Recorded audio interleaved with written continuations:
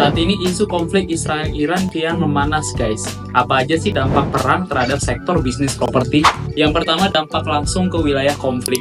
Dalam hal ini sangat berpengaruh terhadap turunnya nilai properti karena ketidakstabilan dan ancaman kehancuran fisik yang menyebabkan nilai properti anjlok drastis guys. Kemudian berhentinya proyek konstruksi dikarenakan gangguan logistik, mobilisasi militer, dan kekurangan tenaga kerja guys. Infrastruktur dan bangunan juga bisa rusak akibat serangan militer yang menyebabkan kerugian investor dan owner guys. Dan dampak pengosongan hunian akibat perang menjadikan permintaan properti turun drastis guys. Kedua, dampak tidak langsung ke negara lain seperti Indonesia guys. Walaupun perang terjadi jauh dari Indonesia, namun efeknya tetap berasa guys. Seperti kenaikan harga material bangunan karena biaya energi melonjak dan jalur perdagangan terganggu guys. Kemudian pelemahan ekonomi global karena investor cenderung wait and see. Bank juga menjadi selektif dalam menentukan KPR karena resiko ekonomi yang meningkat guys. Kurs rupiah melemah.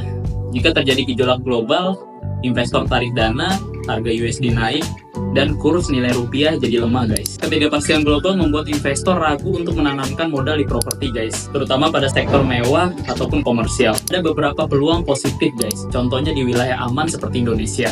Permintaan properti akan bertambah karena rata-rata investor di negara konflik cenderung akan mencari wilayah yang aman guys untuk investasi propertinya. Hal ini dapat mendorong properti residensial ke atas. Warga negara dari wilayah konflik juga cenderung akan mencari akomodasi yang premium guys di negara aman yang akan meningkatkan permintaan sewa jangka panjang. So, jadi gimana menurut kamu jika kamu pelaku bisnis properti di Indonesia, konflik Israel-Iran tidak berdampak langsung, tetapi tetap penting untuk memonitor risiko global dan siapkan strategi mitigasi guys, seperti diversifikasi segmen properti ke kelas menengah ke bawah dan siapkan opsi penjualan atau penyewaan ke WNA guys. Kita berharap konflik Israel-Iran bisa segera selesai dengan damai ya guys. Jika kamu sedang mencari properti di Bali atau membutuhkan konsultan PBG SLF, jangan lupa hubungi Mil Property.